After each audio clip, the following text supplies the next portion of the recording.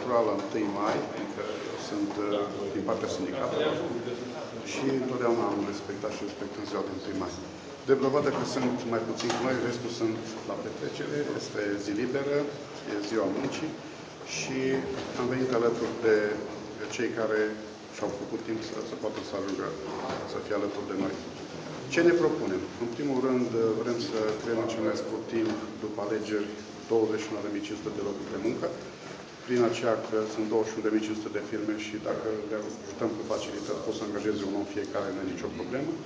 Apoi vrem să pregătim un program de izolare a blocurilor, izolare termică, în așa fel încât să reușim în 4 ani să izolăm aproape toate blocurile, să vedem în funcție de costuri, dar după calculele noastre, dacă reușim să ieșim cu costuri foarte mici, o să reușim să izolăm foarte multe blocuri. Și de asemenea, vrem să stabilim un parteneriat între primărie și oameni de afaceri și sindicaliști. O să fie birouri la primărie în care o să funcționeze, în care o să desfășoare activitatea reprezentanței sindicatelor numiți de ei. E vorba de cele 4 confederații sindicale reprezentative la nivel județean, filialele lor.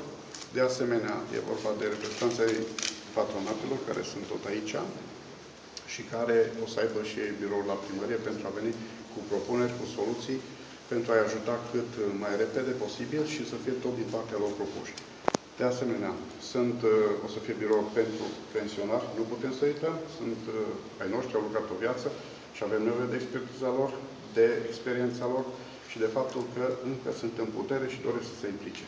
Evident că o să încercăm să îi sprijinim într-un fel, chiar dacă ei vor face mai mult muncă patriotică, muncă voluntară, dar prin alte proiecte, programe pe care le vom face cu agenții de turism, poate vom reuși, cu siguranță vom reuși să-i ducem în excursii în țară sau în străinătate, poate facem parteneriate cu alte orașe din Europa. Ce sindicate și ce patronate vă susțin? E vorba de sindicatele din județul Cluj, filialele celor 4 confederații, am vorbit cu fiecare. Acum nu am fost la fiecare la ședința în care s-a hotărât susținerea, dar în principiu sunt de acord. De asemenea, o parte a patronatelor își vor stabili reprezentanții dânsii în momentul în care vor face declarații și de asemenea pensionare. Am avut întâlnire cu Asociația Pensionarilor din județul